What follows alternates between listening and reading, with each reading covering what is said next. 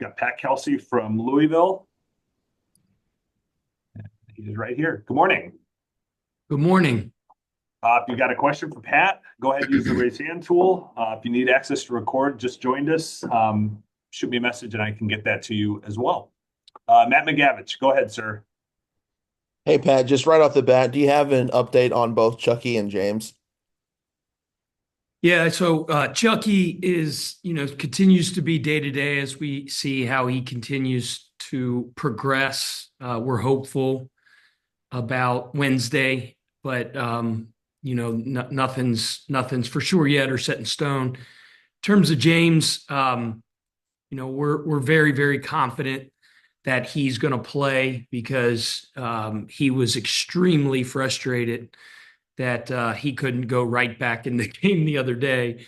But it was much more than just a tooth popping out. He had both front teeth knocked out, and then it got pushed so far up into his gum that they had to go in and like extract pieces. It was a lot more extensive than just getting your tooth knocked out, which is pretty extensive anyway. So he spent quite a bit of time on Saturday in a dentist chair in his basketball uniform, which is unique. I made the point a couple of weeks ago when you guys asked me about James and his personality, and he's such a wonderful kid. But I said, man, he'd rather have 6 root canals than come into a press conference and talk to you guys. And I think he took that literally.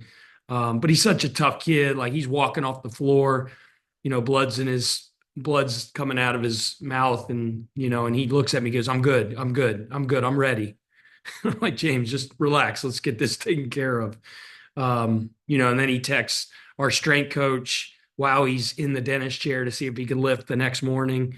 Then he texts me about 42 times to make sure I knew that he'd be ready to play. So James is kind of a example, a microcosm of just the toughness of our entire team, and that's why they're so much fun to coach. Eric Crawford, go ahead, sir.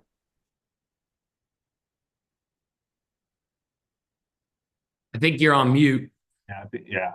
Hang on. Right, So I got there you. you go, Sorry. Eric.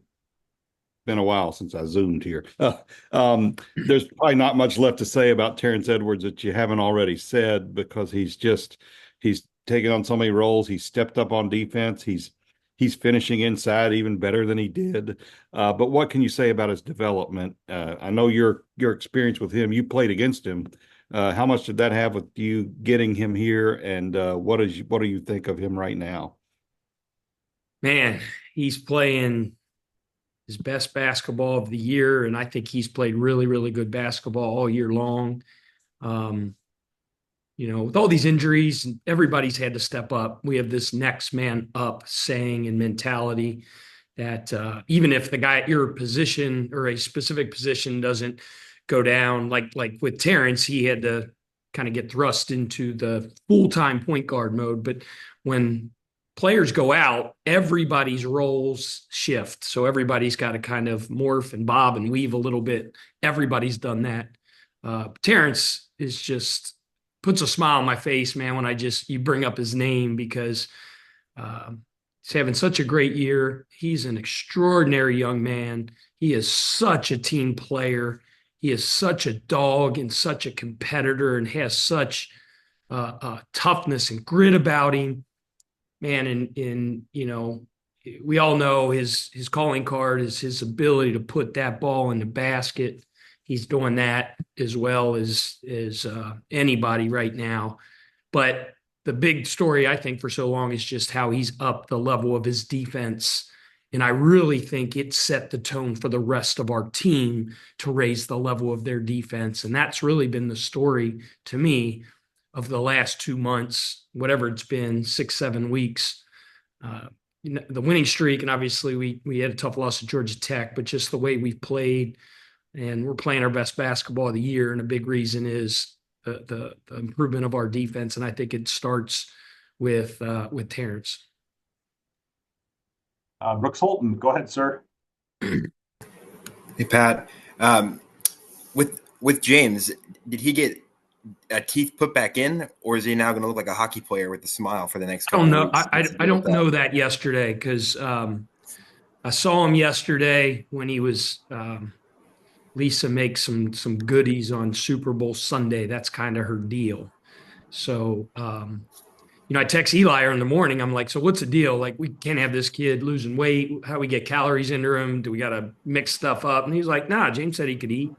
So he came in and got a couple goodies and didn't have much smiling going on yesterday. I will say that.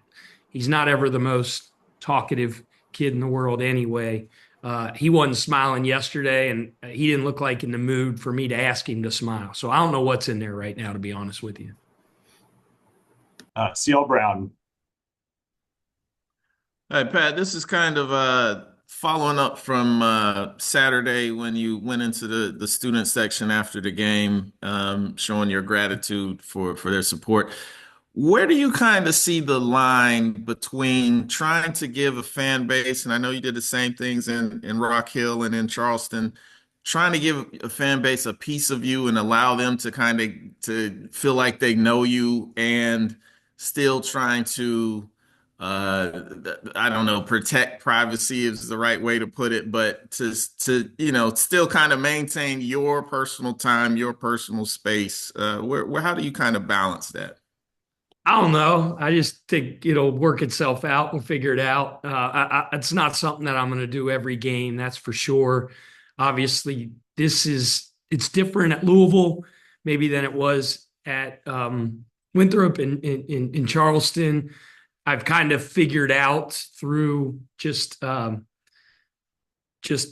experience of what I can do and I can't do versus what I used to do. What's awesome about Louisville is just how crazy and passionate in a positive way that this fan base is for our basketball program. But certain things that I took for granted maybe a little bit when I could go somewhere in public and just think, and it just not that way as much. So I don't know. It worked out the other day. Okay. I just got some high fives and just said thank you to some people. But again, I'm not going to do it every single time. If it gets to the point where it's like, man, maybe it's not the safest thing to do, then I'll probably pull back a little bit. But it was fine. I did it because they deserved it, one, and two, because my mom said I needed to do it because I used to do it. She liked it. So it happened. Is there anything, any specific thing in particular you feel like you can't do here that you could do in your other stops? I don't want to say that I can't do, but I could be incognito. I could just kind of fly under the radar a little bit and do whatever it is that that you can't really do as much at Louisville. I mean, this is the greatest college basketball program in the country, in my opinion, with the greatest fan base.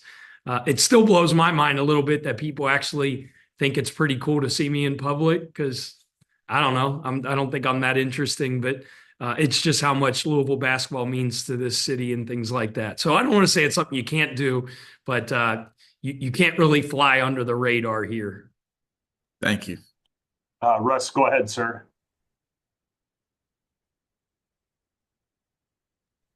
You got to take yourself off mute, though. Russ, you might be on mute, man.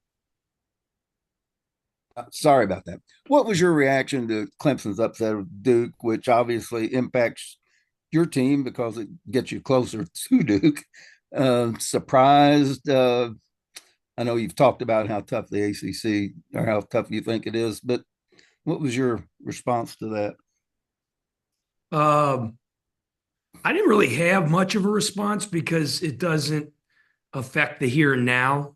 It may affect all that stuff down the road, but if we start looking at that stuff down the road, we'll trip over, the Miami Hurricanes and then, the NC State Wolfpack. So whether they win or lose doesn't affect us right now. What affects us is what's right in front of us. My son's all into that stuff and how it affects this and seeds and all that crap. And I just smile and laugh. And so he was up there watching it and was giving me kind of blow by blow reports. And it kind of went in ear and went out the other. So what's his reaction? Your son's reaction? He's an 11-year-old kid. So, it's the same reaction he has when, he wanted the Chiefs to lose last night because he's a Bengals fan and he's sick of them getting bullcrap calls against us late in the game to beat us. So he jumped on the Eagles bandwagon. He's cheering and losing his mind last night because it was kind of, the game at hand. When you're 11 and you're wild into sports, whatever game's on, you're going to choose a side and root your butt off for him. So you're I'm guessing saying he was rooting for Clemson. So he seemed like he was pretty excited. yeah, okay, thanks. Pat, thank you. Appreciate the time. We'll see you next All right, week. thank you.